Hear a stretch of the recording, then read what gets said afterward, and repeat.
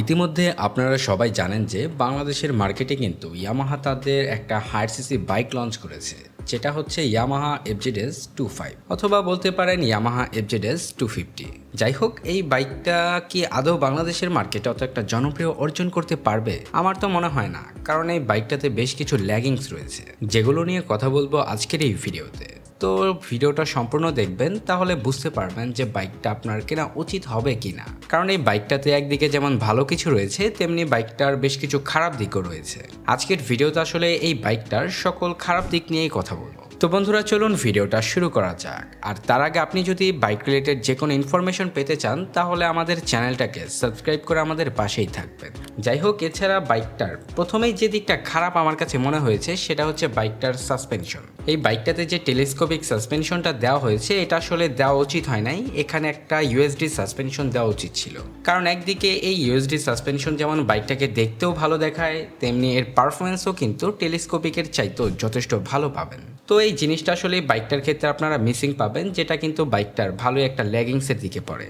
এরপরে যদি বাইকটার ক্ষেত্রে বলতে যাই, এই বাইকটাতে আপনারা পাবেন হ্যালোজেন বাল্বের ইন্ডিকেটর, যেটা আসলে এই প্রাইস পয়েন্টের বাইকে কোনোভাবেই মানানসই নয়। কারণ বাইকটাতে অবশ্যই এলইডি বাল্বের ইন্ডিকেটরস দেওয়া উচিত ছিল, কিন্তু এখানে আপনারা সেটা পাচ্ছেন না, যেটাও বাইকটার খারাপ দিকের মধ্যেই পড়ে। এরপরে বাইকটার পরবর্তী খারাপ দিক নিয়ে যদি কথা বলি, তাহলে সেটা হচ্ছে বাইকটার স্পিডোমিটার। কারণ এই বাইকটাতে যেই স্পিডোমিটারটা দেওয়া হয়েছে, প্রথমত এটা তো দেখতে ভালো লাগেই না, তাছাড়া এটাতে আপনারা সব ধরনের ফিচারও পাবেন না। ধরেন যেমন বাইকটাতে কিন্তু আপনারা গিয়ার ইন্ডিকেটর পাবেন, যেটা আসলে একটা বাইকের ক্ষেত্রে বা বাইক চালানোর ক্ষেত্রে কিন্তু খুবই প্রয়োজনীয় একটা দিক। তো এই ব্যাপারটা বাইকটার ক্ষেত্রে মিসিং রয়েছে। এছাড়া যদি আমি আরও কিছু বলি, বাইকটাতে কিন্তু আপনারা সকল ধরনের ফিচার পাবেন না। বাইকটাতে বেশ কিছু ফিচার মিসিং রয়েছে, যেমন এই বাইকটাতে আপনারা ব্লুটুথ কানেক্টিভিটি কিন্তু পাবেন না, তাছাড়াও অন্যান্য ইয়ামাহার যে স্মার্ট কানেক্টিভিটি রয়েছে সেটাও পাবেন না।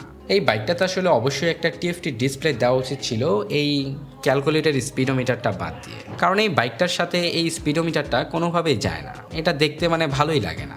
এটা তাদের অবশ্যই পরিবর্তন করা উচিত ছিল।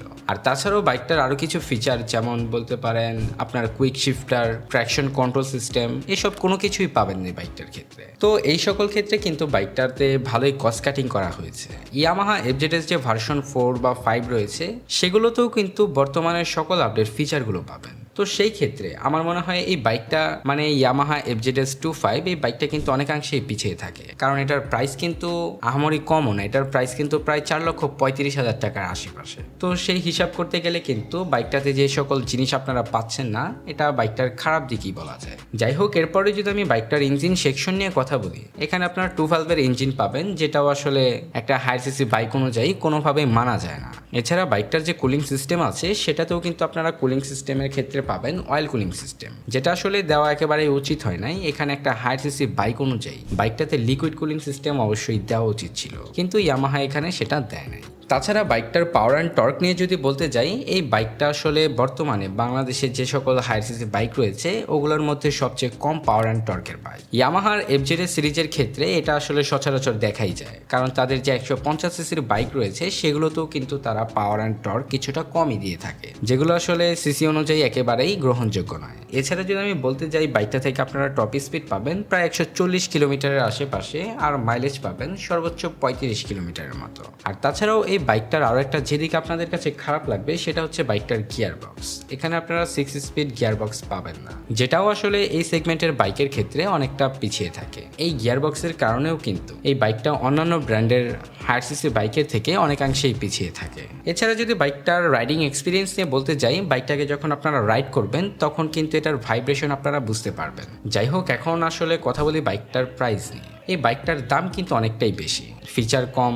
বাইকটাতে আপনারা ফিচার কম পাবেন অন্যান্য ব্র্যান্ডের বাইকের তুলনায়, আবার এটার দাম অনেক বেশি। যেমন বাজাজ পালসার N250 বা সুজুকি জিক্সার 250, এগুলো যেমন দামে কম, ফিচার বেশি, কিন্তু এই বাইকটার ক্ষেত্রে আপনারা তার বিপরীত পাবেন, দাম বেশি কিন্তু ফিচার কম। ভিডিওটা কেমন লেগেছে অবশ্যই কমেন্ট করে জানাবেন।